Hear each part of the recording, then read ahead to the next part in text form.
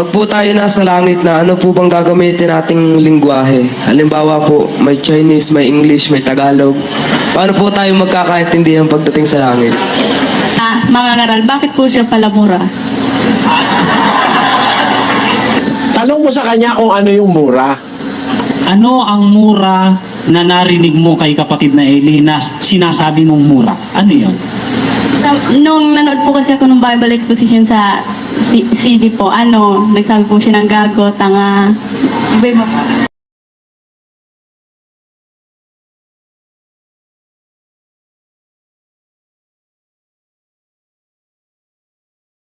Tanong ng pamilya ko at saka ng tatay ko. Bakit daw po kailangan palipat-lipat pa ng bayan sa pag-aaral ng salita ng Diyos, bagaman may mga sari-sariling sambahan, naman ang bawat bayan nasakop din ng paniniwala ninyo. Bakit daw po kailangan pa na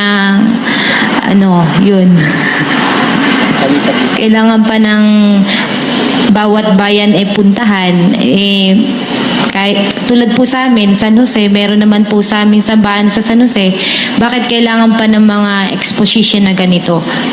Yun lang po. Alam mo kapatid kasi pagka naglilalawakan mo pag-iisip mo, maintindihan mo bakit kailangan magpunta kami sa Mindanao. Punta ako. Kagaya ngayon, nandito ako sa Amerika. Bakit kailangan? Kasi yun ang ginawa ni Kristo Pakinggan natin sa Lucas 8:1 hanggang 3. At nangyari, pagkatapos ng kaunting panahon, na siya'y naglalakad sa mga bayan at mga nayon, na ipinangangaral at dinadala ang mabubuting balita ng kaharian ng Diyos, at kasama niya ang 12. At ang ilang babae na pinagaling sa masasamang espiritu at sa mga sakit, si Maria na tinatawag na Magdalena, na sa kanya 7 demonyo ang nagsilabas, at si Juana na asawa ni Chusa, katiwala ni Herodes, at si Susana at iba pang marami na ipinaglilingkod sa kanila ang kanilang tinatangkilik. Nakita mo kapatid, si Kristo naglibot sa mga bayan, sa mga kasi para lahat ng tao makapakinig kung maaari. Para lahat ng tao maturuan ng aral ng Diyos at maging dapat sa Diyos. Kung lagi na lang halimbawa nandiyan ka nasa Kalamba lang, ayaw mo nang pumunta ng Lipa, kawawa naman taga-Lipa.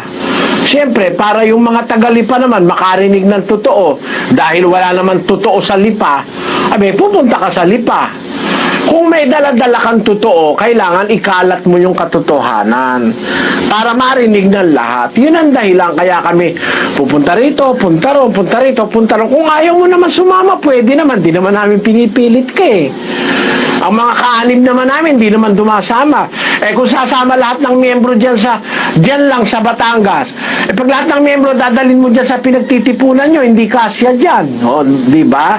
Ibig sabihin, meron kami mga miyembro, wala dyan ngayon.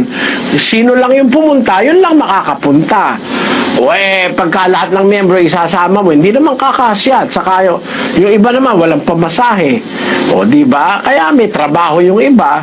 Ganun lang yon. Pero ang dahilan kung bakit pumupunta sa iba-ibang lugar, para makabahagi naman yung mga iba-ibang lugar ng aral ni Kristo. Pakinggan mo sa 15:20 ng Roma. Aking nilayon na maipangaral ang Ebanghelyo, hindi doon sa napagbalitaan na kay Kristo, upang huwag akong magtayo sa ibabaw ng pinagsaligan ng iba. Tuloy. Kundi gaya ng nasusulat, makakakita silang mga hindi dinatnan ng mga balita tungkol sa Kanya, at silang hindi nakakapakinig ay mga kakatalastas. Tuloy. Kaya't madalas namang napigil ako ng pagpariyan sa inyo. Tuloy. Datapwat ngayon, nawala ng dako sa mga lupaing ito, at malaon ng panahong ako'y may nasang pumariyan sa inyo. Pagparoon ko sa Espanya ay paririyan ako, sapagkat inaasahan kong makikita ko kayo sa aking paglalakbay at ako'y sasamahan ninyo patungo doon pagkatapos na magkamit ng kaunting kasiyahan sa pakikisama sa inyo. Tuloy. Ngunit ngayon, sinasabi ko, ako'y pasa sa Jerusalem upang mamahagi sa mga banal. Nakita mo kapatid, yung mga ngaral na sa Diyos, gaya ni Pablo, naglilibot talaga. Sabi niya nga sa mga taga-Roma, wala nang bahagi ng lupaing hindi ko pa napuntahan, sabi niya. Kaya pupunta ako dyan sa inyo. Dito sa pinanggalingan ko, nalibot ko na lahat. Pagpunta ko dyan, dadaan ako papunta sa Espanya. O, tamo? Kung gusto mo sumama kay Pablo, di sumama ka, di naman masama. Kung ayaw mo, di ka naman pinipilit di ba? Ganun lang yun, walang masama ron. Maraming salamat po.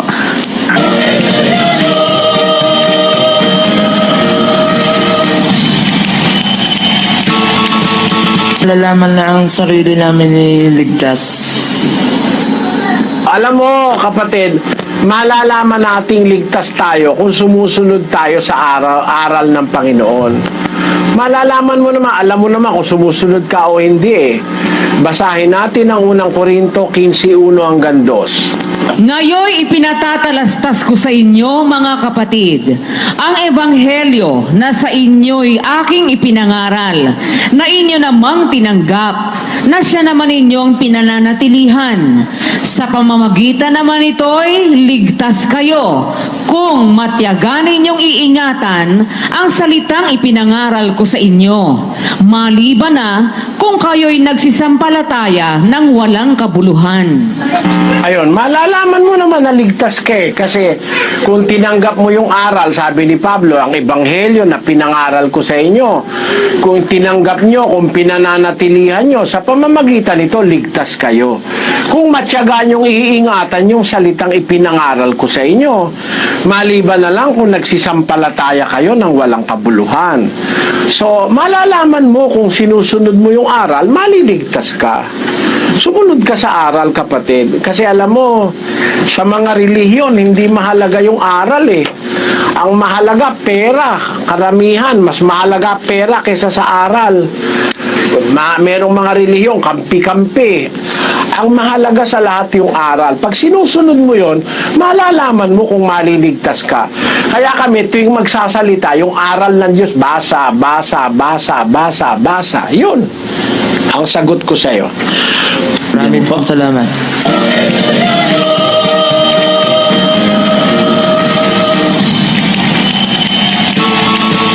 Nang po ako sa inyo, Brother Eddie. Bakit ang Katoliko po, pag pumapasok sa simbahan, pagdating ng pintuan, hanggang pintuan po, hanggang altar, ay lumuluhod po naglalakad po ng paluhod? Alam nyo, yung tanong nyo sa akin kung bakit. Ang nanay ko kasi, dating deboto ng Santa Maria sa Baclaran. Mula doon sa patio ng simbahan, naglalakad siya paluhod papunta sa altar. Kasi deboto siya ron bakit niya ginagawa yun? Kasi tinuro ng pari tinuro ng pari yun maglakad ng paluhod. Wala naman po sa Biblia yung maglakad ng paluhod Wala po sa Biblia yun. Wala kayong mababasa lakad na paluhod. Wala ko nun. Hindi tinuro ni Kristong kahit kailan maglakad ang mga apostol ng paluhod. Wala nun. Ang ipinalalakad po paa, hindi tuhod, kapatid. Ang tuhod, iniluluhod sa Diyos. Basahin natin ang Efeso Kapitulo 3, versikulo 14. Dahil dito ay iniluluhod ko ang aking mga tuhod sa Ama ng ating Panginoong Hesukristo. Ayon. Ang tuhod ginawa para iluhod sa Ama, sa Diyos. Hindi para ipanlakad. Ang paa po ang ipinalalakad, kapatid, hindi tuhod. Sana naunawaan nyo. Salamat po.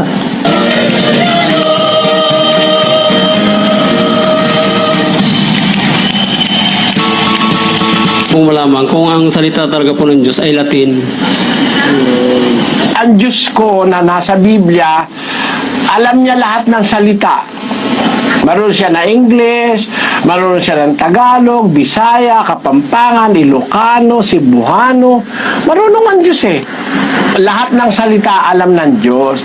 Para sabihin mo, ang salita ng Diyos Latin, hindi totoo yon. Si Kristo nung nasa lupa, ang salita niya Ebreo. Kasi ipinanganak siya sa Israel. Ang salita sa Israel, Ebreo, hindi Latin.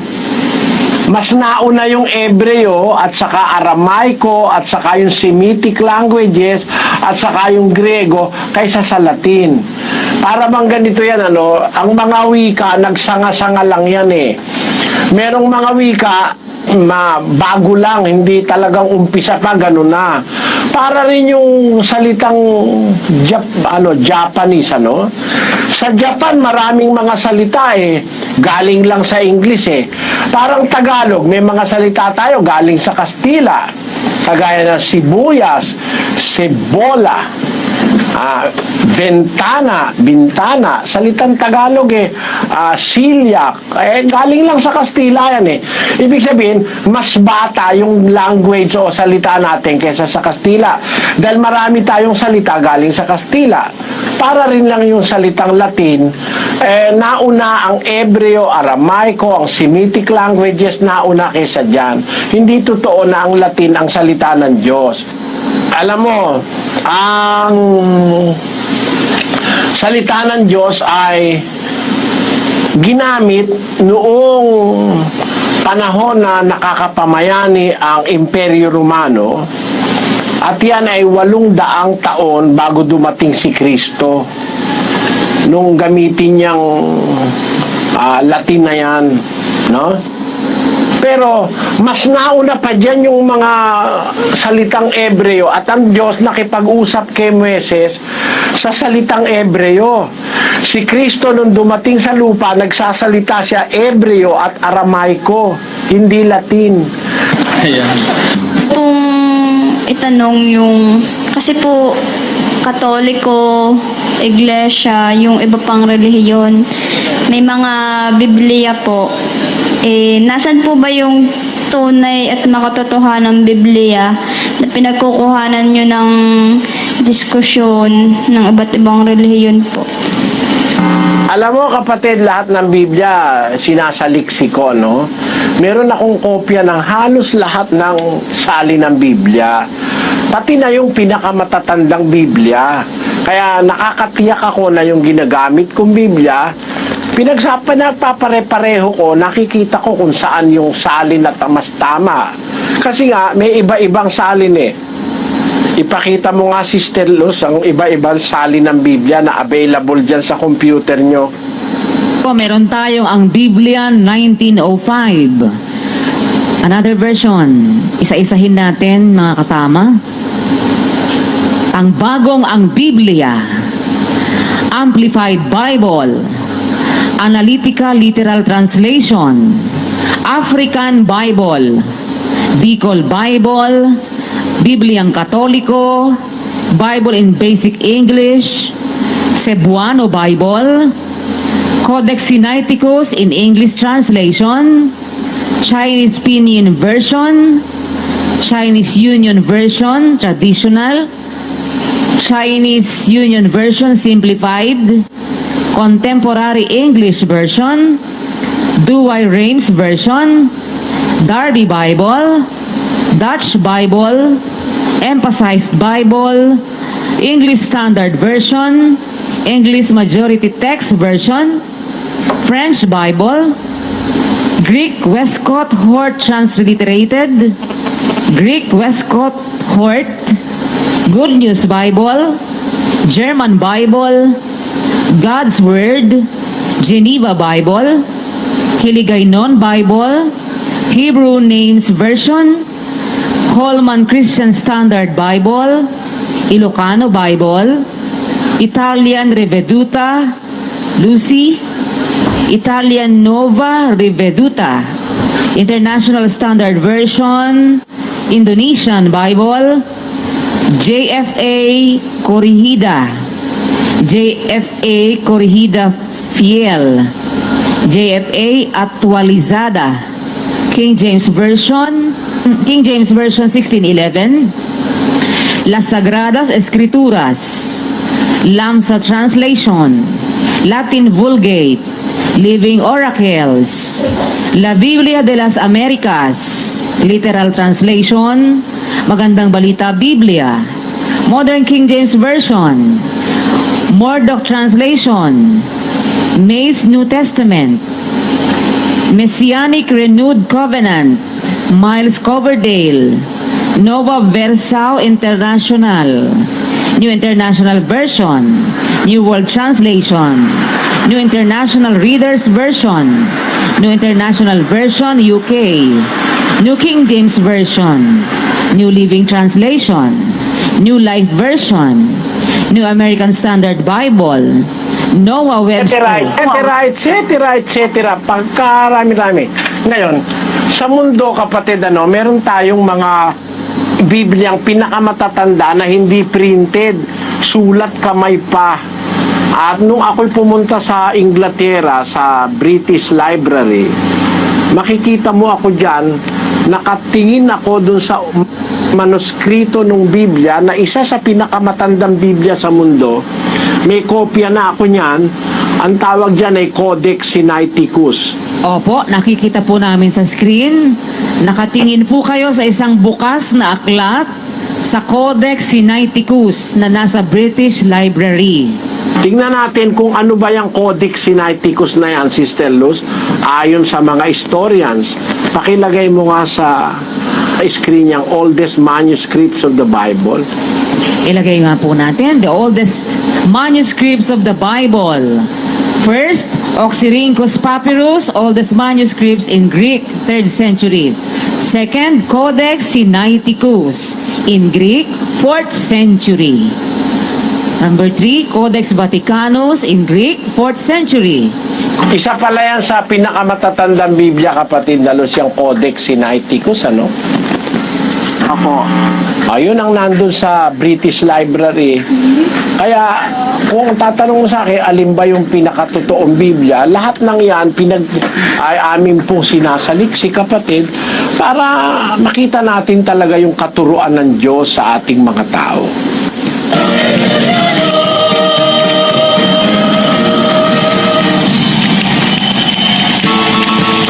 Lily. Ngayon po ay maatin po ako ng yung doktrina. Nagpapasalamat po ako sa Diyos dahil hindi ko naman po natapos yung doktrina, marami na pong nagbago sa sarili ko. Ito po yung tanong ko. Sa labas po ng iglesia to, especially po sa bisitang dumalo ngayon, ano po yung may papayo nyo o mensahe para magbalik loob po sa Diyos? Ilan po? Alam mo, walang kwenta yung maipapayo ko, kapatid, no? Ang pinakamahalaga yung maipapayo ng Diyos sa ating lahat, na ang anyaya ng Diyos sa ating lahat, sa mga bisita natin, ang anyaya ng Diyos ay nasa Mateo 11:28 hanggang 30. Pakibasa, Sister Luz. Magsiparito sa akin kayong lahat na nangapapagal at nangabibigat ang lubha, at kayo'y aking papagpapahingahin.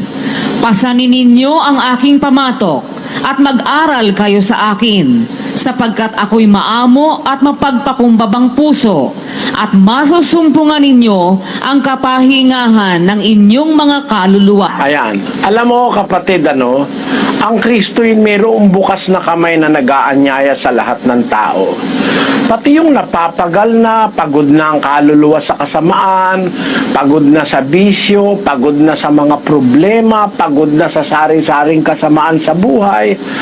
Halika yung lahat na napapagal at nabibigat ang lubha, at kayo'y aking papagpapahingahin ng wika niya.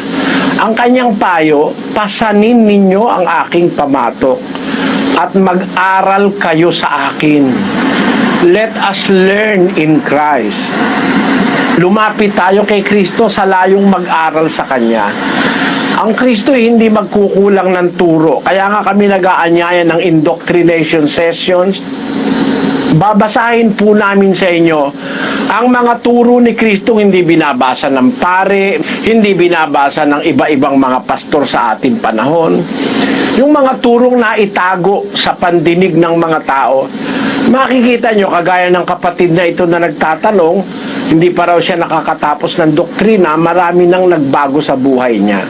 Naniniwala ako, kapangyarihan ng salita ng Diyos ang nagtatrabaho sa kanya.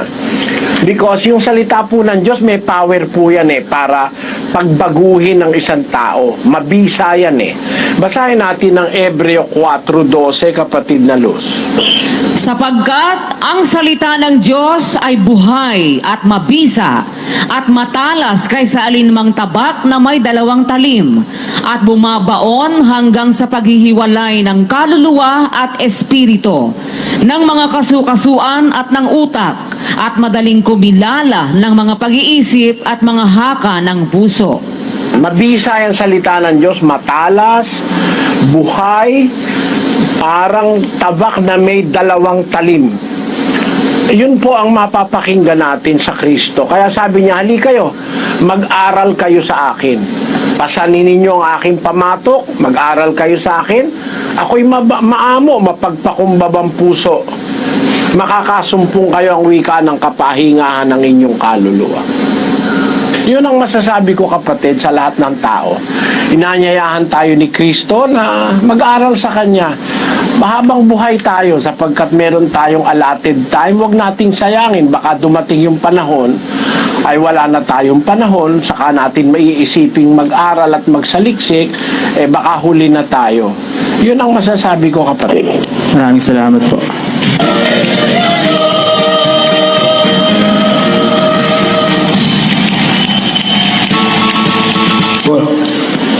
Bago nag-uumpisa sila sa may mga rosaryo pa, yung sa pagsasando rosaryo. Nasa Biblia po ba yun? Sa Biblia, ang utos ni Kristo, Mateo 6:7, pakibasa si Luz.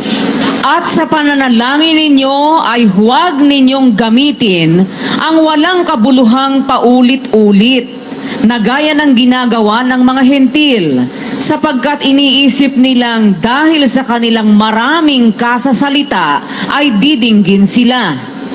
Huwag nga kayong magsigaya sa kanila, sapagkat alastas ng inyong Ama ang mga bagay na inyong kinakailangan bago ninyo hingin sa Kanya.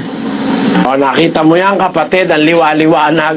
Bawal ni Kristo yung manalangin ka ng paulit-ulit.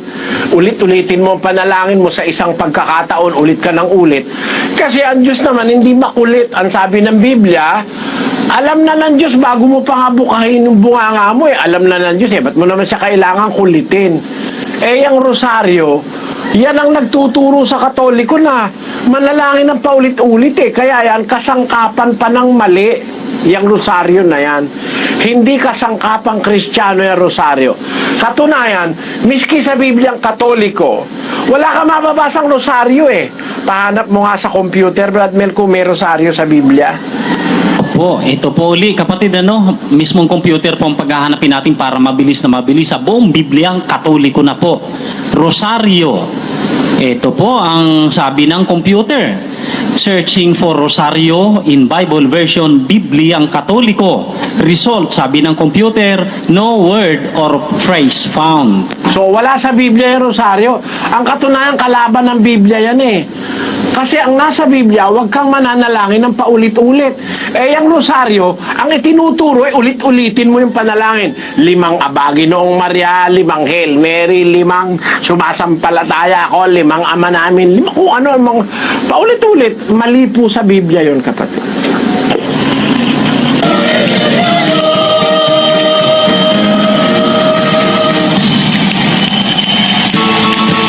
Itatanong ko lang po sana kung pag po tayo nasa langit na, ano po bang gagamitin nating lingwahe? Halimbawa po, may Chinese, may English, may Tagalog. Paano po tayo magkakaintindihan pagdating sa langit? Alam mo, kapatid, pagdating sa langit, magkakaroon na ng pagbabago sa ating pagkatao. Pag makakarating tayo sa langit, sinasabi sa unang Korinto 15:51 ang ganito. Pakibasa. Narito, sinasaysay ko sa inyo ang isang hiwaga. Hindi tayong lahat ay mga tutulog, ngunit tayong lahat ay babaguhin. Sa isang sandali, sa isang kisap mata, sa huling pagtunog ng pakakak, sapagkat tutunog ang pakakak at ang mga patay ay mga bubuhay na maguli na walang kasiraan at tayo'y babaguhin. Sapagkat kinakailangan na itong may kasiraan ay magbihis ng walang kasiraan at itong may kamatayan ay magbihis ng walang kamatayan. Datapwat, pagka itong may kasiraan ay mabihisan ng walang kasiraan at itong may kamatayan ay mabihisan ng walang kamatayan, kung magkakagayon ay mangyayari ang wikang nasusulat, nilamon ng pagtatagumpay ang kamatayan. Pag naging dapat tayo, bago tayo pumunta sa langit, babaguhin na yung ating pagkatao. Papalitan yung ating katawan ng isang katawang wala ng kasiraan, wala ng kamatayan, wala ng kabulukan. Yan ang ating magiging pagbabago. Ngayon, lahat ng bagay babaguhin na ng Diyos eh. Pakinggan mo sa Isaiah 65:17. Sapagkat narito, ako'y lumilikha ng mga bagong langit at ng bagong lupa, at ang mga dating bagay ay hindi maaalaala o mapapasaisip man. Ayan, kaya pag gano'ng makarating ka sa langit, doon sa bagong langit, bagong lupa, yung dating bagay mawawala na lahat yun. Hindi mo na maiisip yung dati. Kaya pati wika mo mawawala eh. Matututo ka ng panibago, yung wika ng Diyos. Kasi ang makakasama natin ang Diyos, matututunan natin yung wika ng Diyos. Siya ang kakausapin mo ron. Siya ang iyong makakasama. So matututunan natin wika ng Diyos. Kasi merong wika ang Diyos at merong wika ang tao. Ang wika ng tao dati iisa lang. Tapos dumami dahil para sila'y kumalat sa lupa, ay ginulo ng Diyos ang wika ng tao. Pero pagdating ng araw ng paghuhukom at pagpunta ng tao sa langit, yung mga dating bagay na yon hindi na mababalik sa kaisipan yon. Babaguhin na lahat eh. Kaya natitiyak natin, pati ating wikang ginagamit ngayon, maiiba na pagdating natin sa langit. At ang matututunan natin ay wika ng Diyos. Siyempre, pupunta ka sa langit, ang makakausap mo ang Diyos, ang wika na ng Diyos ang gagamitin natin. Hindi na Bisaya, hindi na Tagalog, hindi na English, hindi na Aliman, kasi magkakaroon ng isang complete na pagbabago. Ngayon, kung anong wika yon, hindi natin alam ngayon yun eh. Wala pa tayong ideya nun, kapatid. Pero ako naniniwala ako, yun ay wika ng Diyos na lumalabas mula sa bibig ng Diyos. Meron kasing wika ang Diyos eh. 4:4 ng Mateo. Datapwat siya'y sumagot at sinabi, nasusulat, hindi sa tinapay lamang mabubuhay ang tao, kundi sa bawat salitang lumalabas sa bibig ng Diyos. Pero ang wika ang Diyos, kanyang sarili. Yun ay kabubuhay ng tao, kapatid. Hindi lang sa panahon ito, kundi sa darating. Yung wika ng Diyos ang everlasting tangi. Yung salita ng Diyos, yun ang everlasting eh. Hindi lang natin alam kung anong wika ang gagamitin doon. Pero wag kang mag-alala, kapatid, magkakaintindihan tayo ron. Sigurado ko yun. Kasi pag nakarating tayo pareho ron, siyempre, matuturuan tayo nung wika ng Diyos. Maintindihan mo ako, maintindihan din kita. Yun ang paniwala ko ayon sa Biblia, na gagawin niyang bago ang lahat ng bagay. Pati yung mga dating bagay, aalisin niya lahat sa ating kaisipan. So, hindi na natin alam yung dati nating wika, bibigyan niya tayo ng panibago.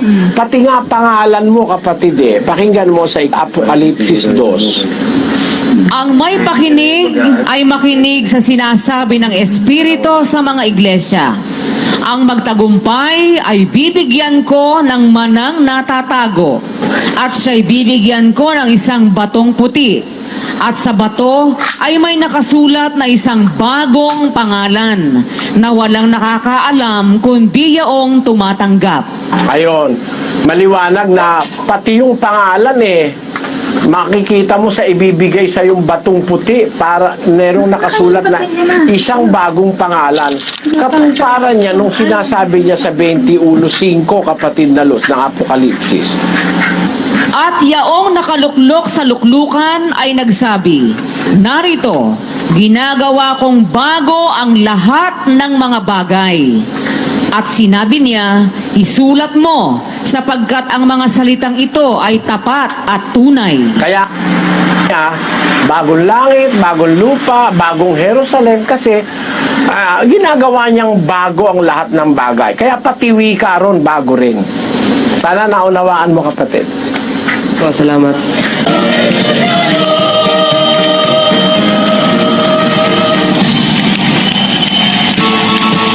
Malakat na anyayahan po ko sa gabi ito sa gawain ninyo para maintindihan ko mga bagay na hindi ko pa naiintindihan.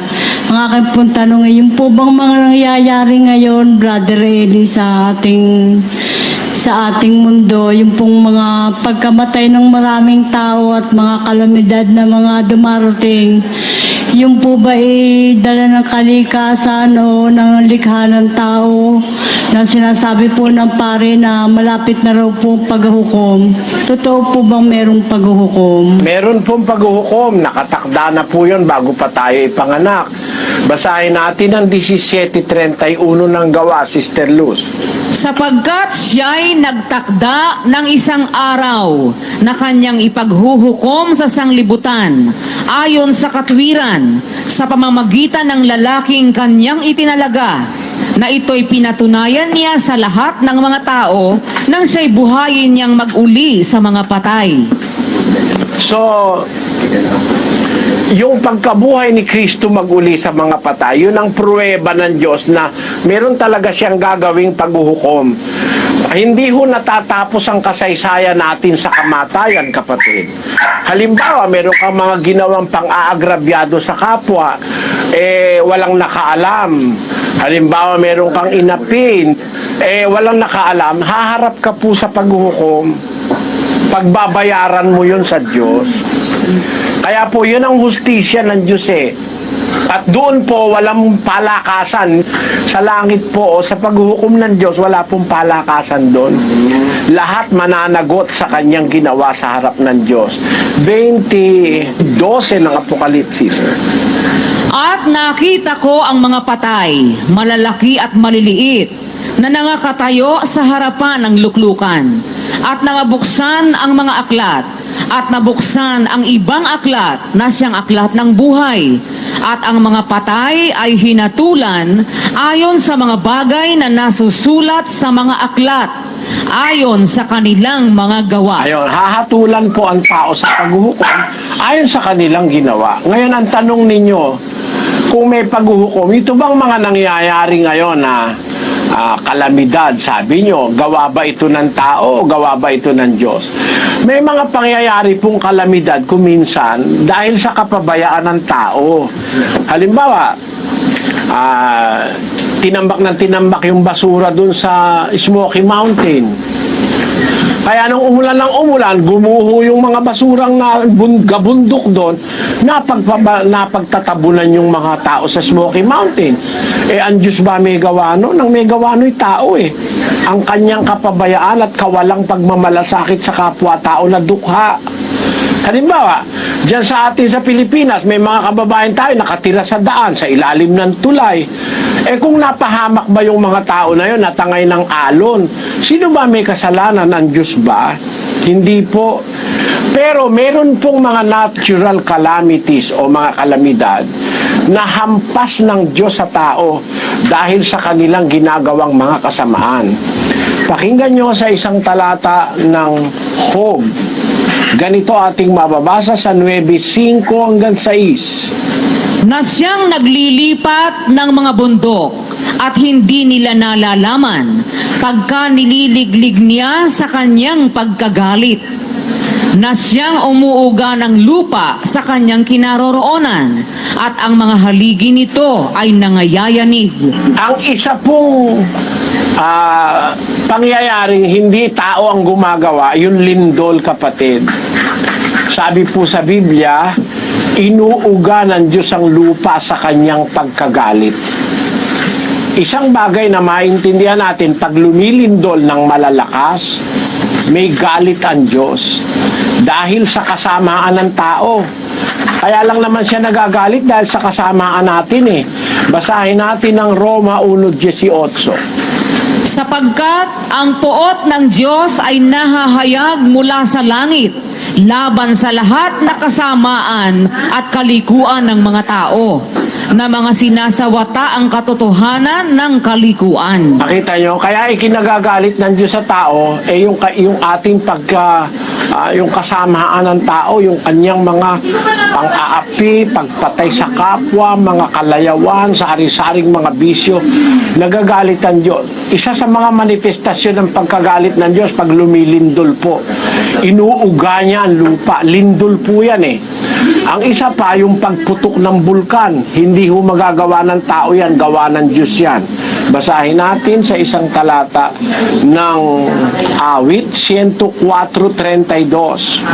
Na siyang tumitingin sa lupa at nayayanig. Kanyang hinihipo ang mga bundok at nagsisiusok. Ayan. Tumitingin siya sa lupa at nayayanig. Hinihipo niya ang bundok at umuusok. Ano ngayon ang nangyayari? Basahin natin sa mga pangyayari. Ito, mga natural calamities ito eh. Ito, kapahintulutan ito ng Diyos para maalaala siya ng tao. Doon sa aklat naman ng Amos. Siya na gumawa ng kanyang mga silid sa langit at kumatha ng kanyang balantok sa lupa. Siya na tumatawag ng tubig sa dagat at ibinubugso sa ibabaw ng lupa. Panginoon ang kanyang pangalan. Siya ang wika na tumatawag ng tubig sa dagat at ibinubugso sa lupa. Kagaya ng tidal wave. Kamakailan may nangyaring tidal wave na malakas dyan sa Thailand, ano? At saka sa ibang parte ng Asia, yun ay pagpaparamdam ng Diyos para ang tao makaalaala sa Kanya. Marami na po kasing nakakalimot sa Diyos eh. Yang mga lindol na yan. At saka yung mga bagyong malalakas, basahin po natin sa isang talata ng Jeremias. Ganito ang sabi ng Panginoon ng mga hukbo. Narito, kasamaan ay mangyayari sa bansa at malakas na bagyo ay ibabangon mula sa kahuli-hulihang bahagi ng lupa. Ayon, maliwanag yun, ano, na nagbabangon siya ng malalakas na bagyo para ang tao ay makagunita. Yan po ay hindi gawa ng tao yan, gawa po ng Panginoon yan dahil sa kasamaan ng tao. Pero merong mga kalamidad, gawa ng tao, kapatid. Kagaya halimbawa nung aksidenteng nangyari dun sa Russia na napakaraing namatay dahil sumabog yung nuclear reactor doon. Marami namatay. Kapabayaan po ng tao yun, hindi po ang Diyos ang may gawa nun. Yan po ang sagot ko sa inyo, kapatid. Naintindihan po. Sana po naintindihan po. Ayan. Ang aking pakiusap sa kanila, andyan yung mga address natin. Punta po kayo, wala namang bayad yan. Magsuri kayo, mga kababayan. Malapit na po ang panahon ng pagsusulit ng sangkatauhan. Kung halimbawa, tumagal-tagal pa ng kaunti, hindi naman tayo nakakatiyak na bukas makalawa, buhay pa tayo. Ang tao po ay namamatay kahit anong panahon. Kaya bago sana dumating yung panahon na yon, nakapaghanda na tayo at kinilala na natin ang ating manlalalang para tayo maging dapat sa Kanya.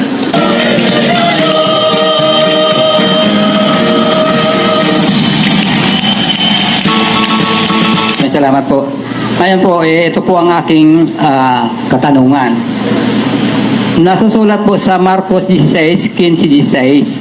Sinabi po ni Jesus sa mga alagad, humayo kayo at sa buong sanlibutan ay pangaral ninyo ang mabuting balita. At ang sumampalataya at mabautismuhan ay maliligtas. Ngunit ang hindi sumampalataya ay parurusahan. Ngayon po ay para itong saliwa dito sa Hebreo 6:1 hanggang 3. na nababanggit po rito na huwag nang ipangaral yung unang ipinangangaral ni Jesucristo. Nabanggit pa nga ron yung bautismo. Di po ba ito ay parang sariling opinyon ng mga ngaral? Di po ba ang isang mga ngaral pag nagdagdag ng sarili niyang opinyon ay ito po ay karagdagan sa salita ng Diyos na ipinagbabawal po dito sa Deuteronomio 4:2. Huwag ninyong itong dagdagan ni bawasan. Sundin ninyo itong walang labis, walang kulang. Mali po kayo dyan, kapatid. Mali kayo. Hindi po nagdadagdag si San Pablo. Si San Pablo po ang sumulat nung sa Ebreo. Siya po sumulat no. Hindi po siya nagdadagdag. Alam nyo kasi, kapatid, ganito po yun eh. Yung premise nyo, kaya ako sinabing mali kayo doon, prangka lang naman po ako. Ayoko namang manloko sa inyo, kanino man. Prangka lang. I just wanted to be frank. Yung sinasabi ni Pablo sa Hebreo, tayo'y tumigil na ng pagsasalita ng unang simulain ng aral ni Kristo. Ang kinakausap niyo po dyan, mga Kristiyano na Hebreo, matagal na sila. Basta't balik ka ba ng balik sa umpisa? Masama po yun. Halimbawa, nag-aral ka from grade 1 up to college. Nasa college ka, babalik ka na naman sa grade 1. Parang atrasado ka nun. Wala ka sa matinong isip nun. Siyempre, pag nasa high school ka na, iiwan mo na grade 1. At tinan ninyo, matatagal na kasi yan eh. Yung mga Hebreo, matagal na yan. Yan ang mga unang naging Kristiyano eh. Ang mga Hebreo na yan eh. Sa kanila unang ipinangaral ang Ebanghelyo ni Kristo. Basahin natin ang 5:12 ng Hebreo. Sapagkat nang kayo'y nangararapat ng maging mga guro, dahil sa kaluwatan, ay muling kayo'y nangangailangan na kayo'y turuan ninuman ng mga unang simulain ng aral ng Diyos at naging tulad sa mga nangangailangan ng gatas at hindi ng pagkaing matigas. Nakita mo, sinasabi niya, ang luluwat na ninyo. Matagal na kayo sa pananampalataya, nauna pa sila kay Pablo. Abay, ang gusto pa ng mga Hebreo na ito, bumalik pa dun sa umpisa. Dapat, alam mo kapatid, hindi, halimbawa, parang mga miyembro rito, tuturuan ko pa ba siya nung umpisa? Alam niya na yun eh. Babalik-balikan ko pa ba yung umpisa? Hindi ka aasenso nun. Kaya titigilan ko na yun, magtuturo naman ako nung mas mataas na karunungan. Kung puro na lang elementary, hindi ka magiging grade 2. Yun ang ibig sabihin ni Pablo. Hindi po kakontra yan dun sa Marcos, kapatid. Hindi kakontra yan. Kasi, alam nyo, kung minsan meron tayong mga sarili nating interpretasyon hindi naman natin tinitignan yung buong Biblia. Titignan natin yung buong Biblia bago natin ibibigyan ng pakahulugan. Hindi po pwedeng kukuha ka ng isang talata hindi mo man lang inisip, sino ba itong kausap ni Pablo? Mga Hebreo. Kailan pa ba ito naging Kristiyano? Maluwat na, sila unang-unang naging Kristiyano. Pagkatapos, kailangan pa uling balikan yung unang turo. Dapat, umalis ka na ron. Tigil na ron. Saan ka papunta? Tuloy natin yung 6:1 uli. Kaya't tayo'y tumigil na ng pagsasalita ng mga unang simulain ng aral ni Kristo at tayo'y magpatuloy sa kasakdalan. Papunta ka sa kasakdalan Kailangan makarating ka sa perfection. Pwede ka bang makarating ng high school kung lagi nang gusto mo sa grade 1? Hindi pwede. Dapat kapatid, kahit mahal na mahal mo yung teacher mo sa grade 1, iiwanan mo siya. Dahil mag-grade 2 ka na Iiwanan mo na yun. Yung dati, iiwanan mo na. Mas kailangan matutunan mo pa yung marami. Marami ka pa dapat matutunan dahil makapal ang Biblia. Hindi puro bautismo ang aral dyan. Naintindihan mo na, kapatid? Ganun po ibig sabihin ni Pablo dyan. Hindi magkakontra yan, kapatid. Ang akala ko po kasi doon, pati doon sa mga bagong tinuturuan, hindi na pwedeng ituro yan.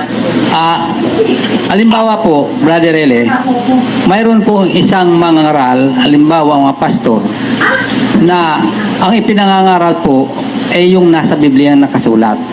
Hindi niya dinadagdagan, hindi niya binabawasan. At siya po ay hindi humiingi ng ikapo. Yun po ba'y isa ng tamang iglesia? Hindi po dahil doon tama na siya. Hindi niya dinadagdagan, hindi niya binabawasan. Dapat kung hindi niya dinadagdagan, hindi niya binabawasan, hanapin niya yung kapareho niya na hindi dinadagdagan at hindi binabawasan. Dapat magkaisa sila. Dapat hanapin niya. Hindi siya magsasarili. Ako ganun po hinahanap ko eh. Naghahanap ako sa buong mundo. Nililibot ko nga ako ngayon ang buong mundo eh. Kung merong kapareho nung tinuturo ko na walang dagdag at walang bawas, magkakasama-sama kami. Yun po ang gagawin ko, kapatid. Kaso wala akong makita eh. Sige po. Yun lang po. Marami pong salamat. Salamat po.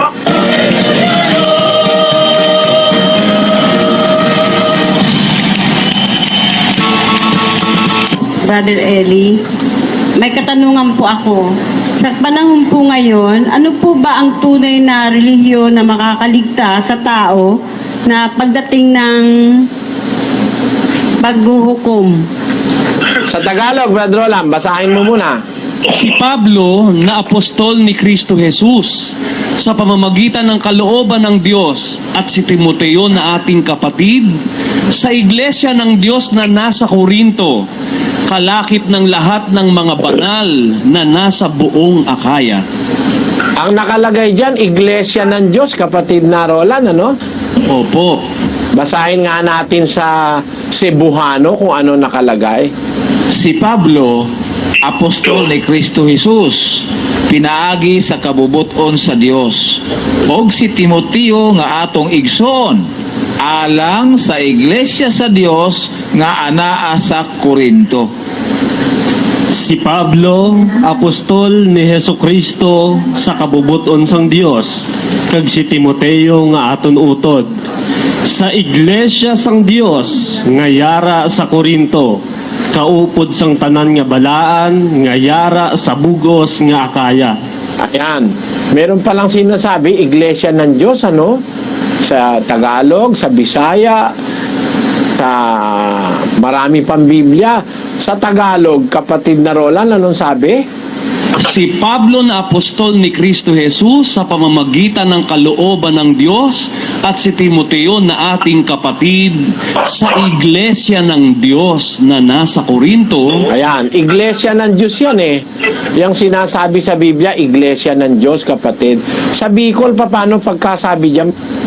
Si Pablo na apostol ni Kristo Jesus, huli sa kabutan ng Diyos, asin si Timoteo na sa tungtugang sa simbahan ng Diyos na nasa Corinto.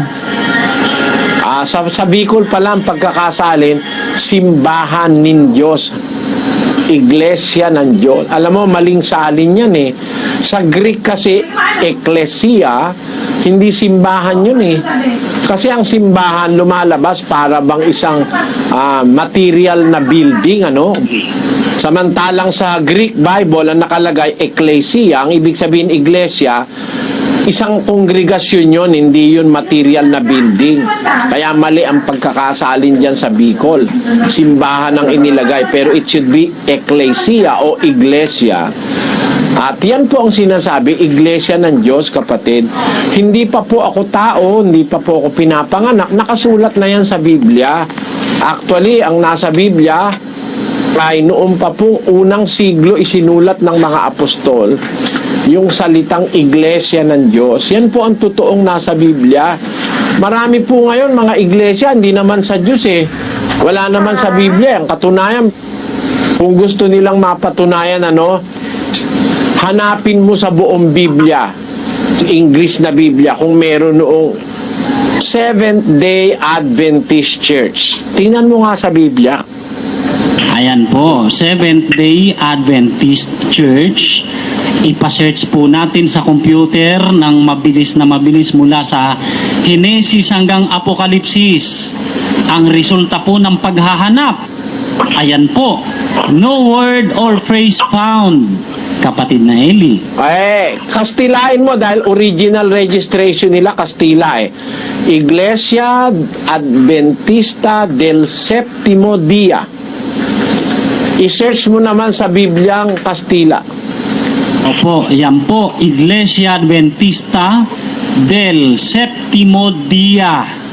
Adventista del Séptimo Dia sa Bibliang Kastila, wala po kahit isang talata, kapatid na Eli. Ayan wala dyan, ano? O basta, i-ano mo naman yung Jehovah's Witnesses sa Bibliang English, baka meron nun. Ayan, mayroong mga Bicolanang nasa Jehovah's Witnesses. Tingnan niyo po kung ano ang resulta sa paghanap ng computer. Pangalang Jehovah's Witnesses, buong Biblia po, wala po kahit sa isang talata, kapatid na Eli. Ayan. And then, unti-unti nare-resolve natin, ano? Ipa-type mo naman sa computer yung Church of Jesus Christ of the Latter-day Saints. Ipahanap nga po natin sa buong Biblia. Naku po, kapatid na Eli, kahit isa pong talata, wala pong kinasusulatan ng Church of Jesus Christ of the Latter-day Saints.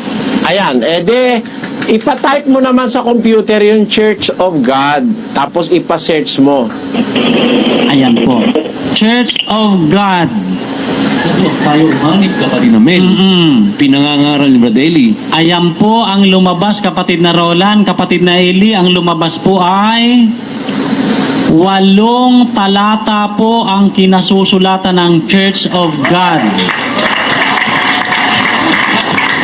So, yan ang nasa Biblia, Church of God. Na ako, may sabi niya na, computer na, hindi na ako. Kaya kung nag-aaral ka ng katotohanan, yan po ang nasa Biblia, yung Church of God. At kami po ay members kami dyan. We are members of that church in the Bible. And ang membership po namin, hindi na namin nilalagay Corinthians, Thessalonians, hindi na international po. Kasi sa buong mundo po, mayroon ang nakakalat na mga kongregasyon ng Church of God. Amen. Amen. Kapatid na Remedios, naintindihan niyo po. Maraming salamat po.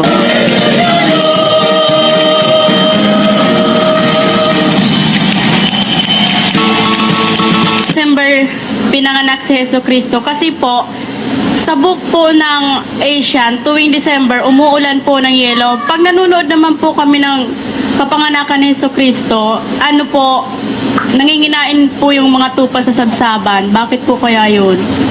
Kasi malaking kalokohan at panloloko sa kapwa-tao at pandaraya na sabihin mo si Kristo pinanganak ng December. Ang mapapaniwala mo lang doon yung mga hindi nagsusuri, yung mga walang kamalay-malay sa katotohanan, yun lang ang naniniwala. Simpleng-simple lang naman ang katwiran, hahanapin mo lang sa Bible, kailan ba pinanganak si Kristo?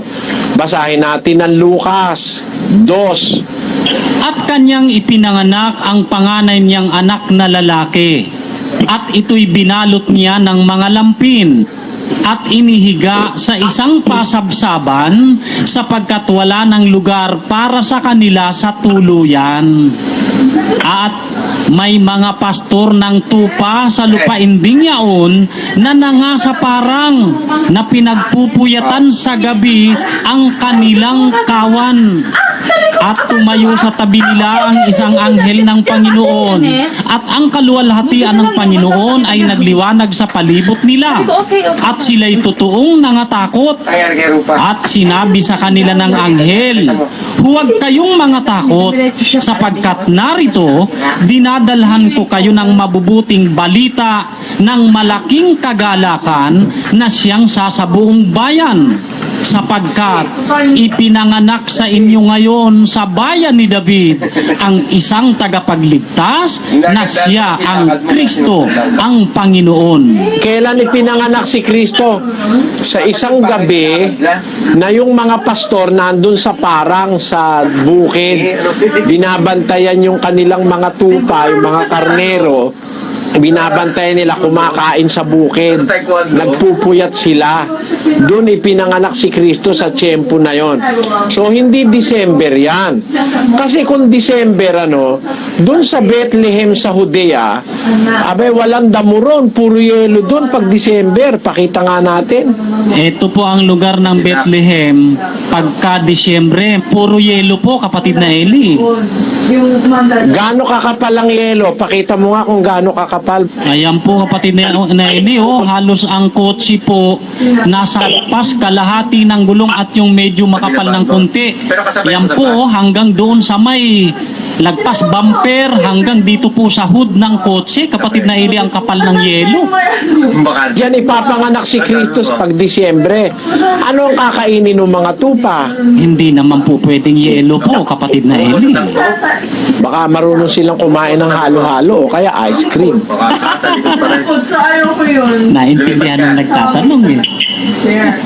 Kaya imposible na si Kristo pinanganak ng Disyembre. Inaamin niya ng Iglesia Katolika na hindi naman talaga Disyembre. Basahin natin ang Catholic Encyclopedia. Ito po, Catholic Encyclopedia na po ito. Talaga aklat katoliko po ito sa volume 2 sa page 607 tungkol po sa Christmas. Ayan. The feast of the Savior's birth is called Christmas, the Mass of Christ. It is celebrated on December 25 and is one of the main feasts of the liturgical year. The actual date of the Lord's birth is unknown, and its commemoration was generally included in the Feast of the Manifestations, Epiphany, January 6, during the first 3 centuries of the Christian era. Ito na po ang history. In about the year 330, however, the church in Rome definitely assigned December 25 for the celebration in order to honor Christ, the light of the world, and the true Son of Justice. This was the day which had been dedicated in pagan Rome to the feast of the Sun God and had been called birthday of the unconquered sun. Nakita mo? Yan palang December 25, yan pala piyesta ng mga paganong Romano. Pinagdiriwang nila yung birthday nung kanilang Diyos-Diyusang araw. Meron silang Diyos-Diyusan araw. Yung Ra, yung Sun God Ra. Pinagdiriwang nila yon ang kanilang sa Egypt yata ang tawag doon Ra, yung kanilang Diyos-Diyusang araw. Ewan ko kung anong tawag sa Roma ron, pero yun ang piyesta ng Diyos nilang araw. Doon nila itinapat ngayon ang pagdiriwang ng kapanganakan ni Kristo. Mali. Parang iniinsulto mo si Kristo. Hindi ka sumunod pagkatapos nun. Itinapat mo sa pagdiriwang ng mga pagano yung kanyang birthday. Ang sabi nila, inaamin ng Katoliko, hindi naman daw talaga alam. The actual date of the Lord's birth is unknown. Hindi alam yun ng Katoliko. Pero alam mo, kung magsusuri ka sa Biblia, malalaman mo kung kailan siya pinanganak.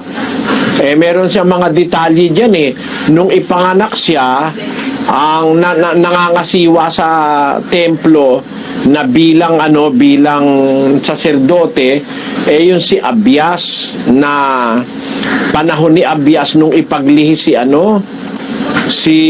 Juan Bautista, yung pinsan ni Kristo.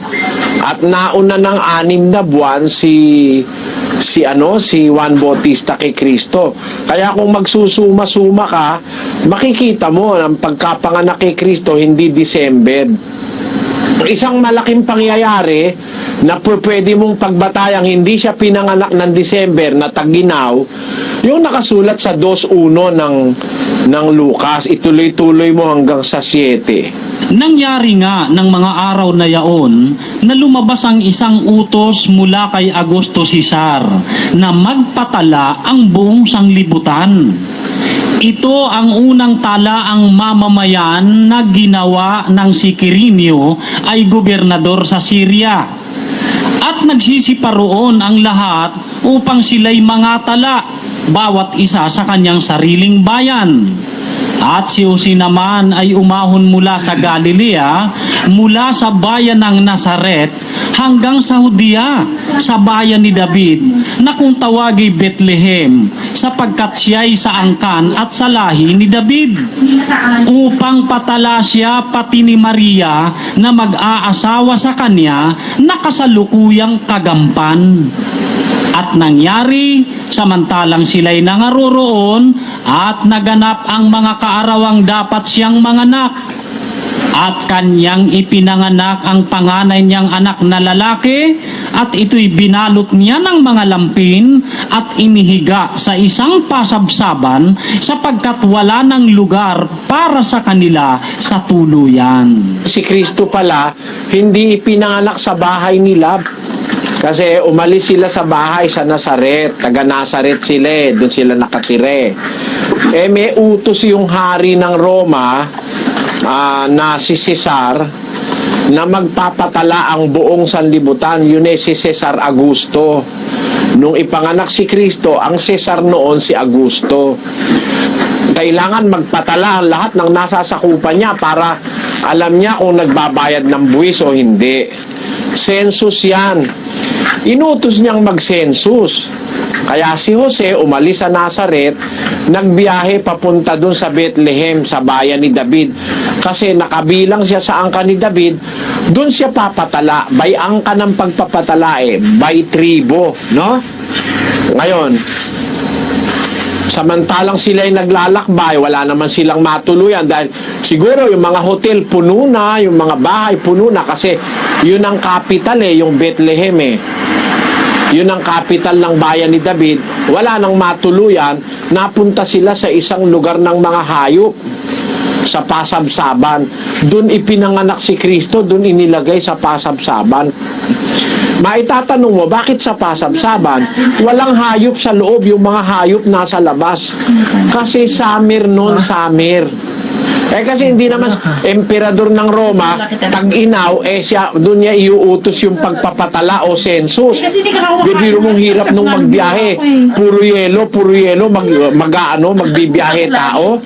Mali yun. Pag matalino kang hari, hindi mo iuutos yung census pag Disyembre dahil napaka-yelo nun. Ang dadaanan ng mga tao, mahihirapan masyado. Magkakalubog-lubog sila sa yelo.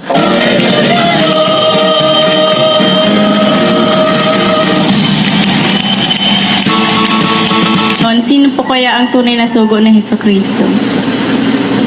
Ang tunay na sugo ng Diyos, yung nasa 3:34 ng Juan. Sapagkat ang sinugo ng Diyos ay nagsasalita ng mga salita ng Diyos, sapagkat hindi niya binigyang sukat ang Espiritu sa kanya. Sa Bicol, hulita ang sinugo nin Dios, nagtataram kan mga tataramo nin Dios. Hulita dain niya sinusukol ang pagtao kan Espiritu. Ayan, ano ibig sabihin ng salita na yon? Pagkasinugo po ng Diyos, ang daladala, ang kanyang sinasabi, ang itinuturo, salita ng Diyos.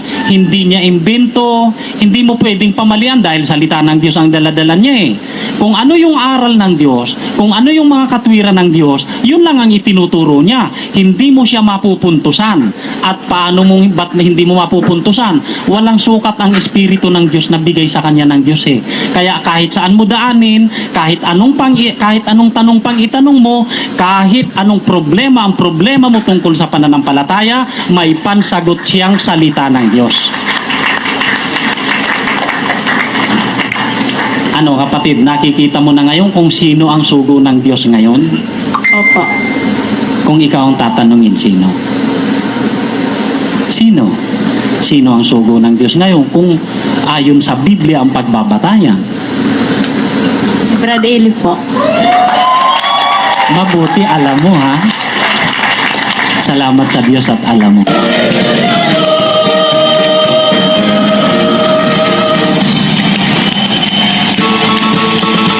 Mga ngaral, bakit po siya palamura? Tanong mo sa kanya kung ano yung mura. Ano ang mura na narinig mo kay kapatid na Eli na sinasabi mong mura? Ano yun? Nung nanood po kasi ako ng Bible exposition sa CD po, nagsabi po siya ng gago, tanga, iba-iba po. Yon.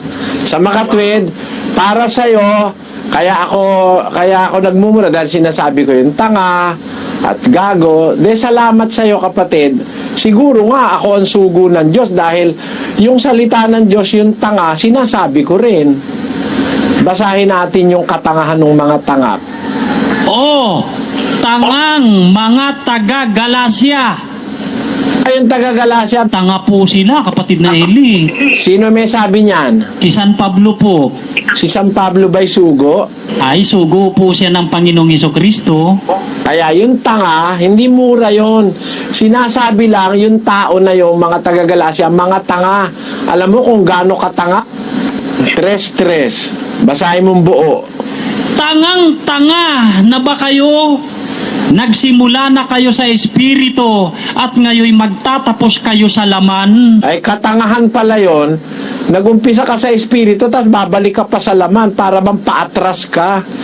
Dapat mula sa laman, papunta ka sa Espiritu. Ang ginawa ng taga-Galasya, nagumpisa sa Espiritu, papunta sa laman, paatras. Tanga. Basahin natin yung Bibliang Katoliko. Yung Magandang Balita Biblia, tingnan natin kung sinasabi rin ng Diyos yung tanga. Sa Bibliang Katoliko, 49 Gs. Ang lahat ay mamamatay. Ito na may alam niya. Maging mangmang o marunong, kahit hangal, pati tanga. Bakit naman yung sasabihin nagmumura ako? Sinasabi ko lang naman yung salita ng Diyos. Ang sinugo ng Diyos, nagsasalita ng salita ng Diyos. Pag sinabi ko yung tanga, salita ng Diyos yun eh. Inuukol ng Diyos yun sa mga walang malay sa katwiran. Ang tawag ng Diyos doon, tanga. Dahil sa katangahan, naloloko tuloy sila. Mga luko-luko. Basahin natin yung Roma 1:22. Sila'y mga lokong nagmamarunong. Aba, may mga loko pala. Hindi naman nagmumura si Pablo.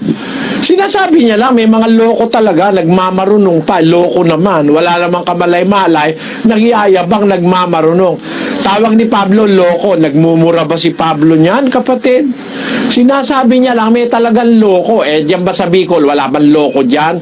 Nakakita ka na ba diyan loko-loko? O kung meron loko-loko, pag sinabi mo, halimbawa, sinabi mo, si Juan loko-loko, talaga naman loko-loko, nagmumura ka ba nun? Sinasabi mo lang yung totoo.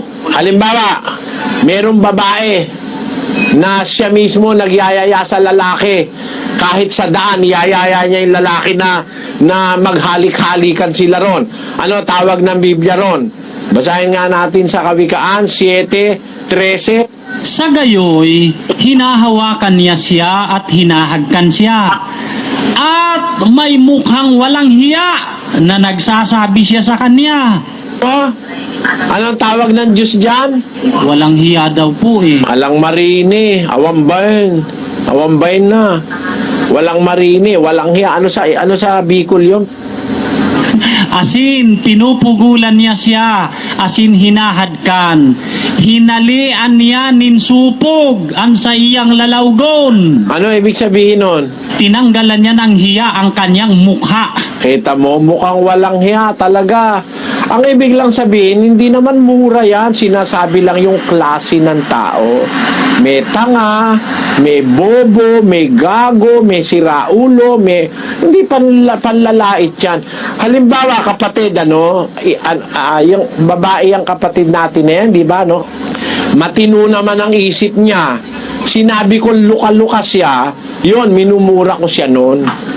Ang pagmumura, minumura mo yung kapwa mo tao, parang hindi mo siya minamahal, baliktad, minumura mo. Minamaliit mo. Hindi naman siya luka-luka. Sasabihin ko, luka-luka siya. Yun ang masama. Pero yung luka-luka talaga, sinabi ko luka-luka, nagmumura ba ako nun? Eh, gago ka naman talaga eh. Anong sasabihin ko sa'yo?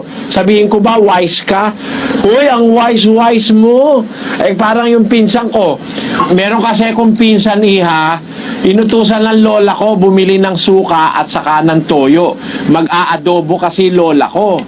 Binigyan niya ng 2 baso. Nung araw kasing maliliit kami, makakabili ka ng gis na toyo, gis na suka. Binigyan niya ng 2 baso, tapos binigyan niya ng 2 G centimos. Nung araw kasi may 10 centimos yung kulay pila. Sabi ng lola ko sa pinsan ko, o eto, dyan, para sa suka yan na gis na suka. Ito naman sa kanan, ito gis na toyo. Sabi niya, de umalis na yung pinsan ko. Eh, hinabol ng aso na, dapa.